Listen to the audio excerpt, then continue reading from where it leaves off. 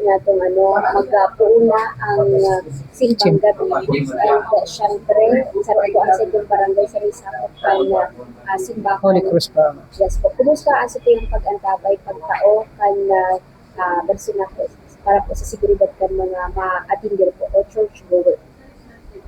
Diyos na aga po, inutos ko yung pagpapasalamat sa pag-hindi mo po ma'am na sa pagkikang Bombo Radio, may pahayag naman po ang aktibidad niya na maabot na simbang gabi sa Agang Amay, December 16.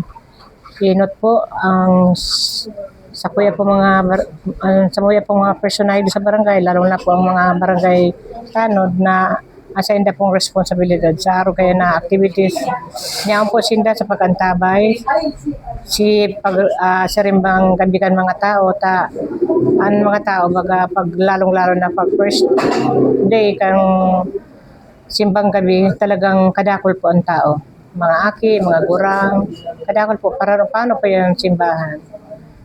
Ang ko lang po, may guwaman po kami ding from Station 5 na duwang PNP.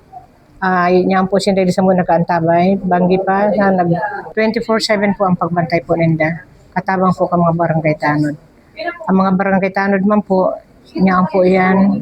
Yearly po yan, pag-araw may aktibidad na maabot na simbang gabi. Yan man po ang full force ninda sa pagbantay, sa pagmasid sa mga tao na nagsisimbang gabi, na mabantayan po ninda ang mga angkabos na maging di po kan sa aga ang lupon taga pamayapa po yan feeding program po para sa aga si Master Harali malaluwas sa simbahan maapit po sinda sa may atubangan po kang barangay hall iga po yan na feeding program. Saka po sa sunod naman po si mga sa BPC officers niyaon igwa man po silang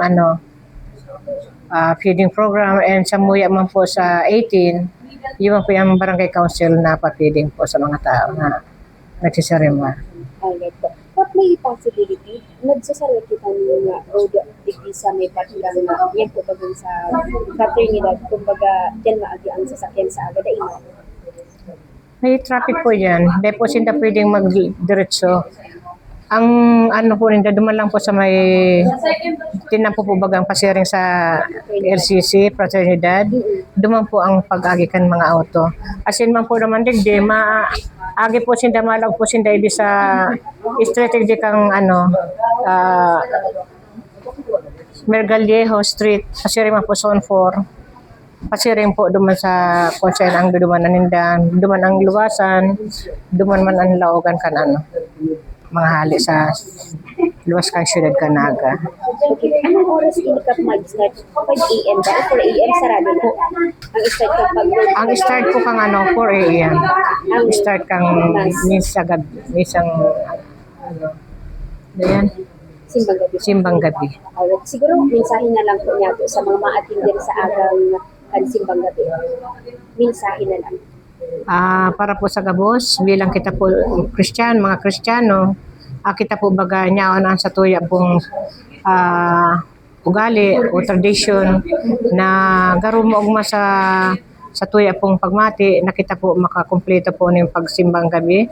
Sa gabos po, mag-iingat po kita, dahil maghali po kung sarong nindo, dahil po kung magkampante, siguraduhan mo na po sa mga harong na naka-lock o kaya dapat igawang sarong bantay na tao. Aram mo po baga, minsan yaman po dyan ang pagsamantalakan mga katugangan po niya to na may bakong maray na kaisipan na bako baga sa magpagal kundi sa makabintahe. Ayun na po.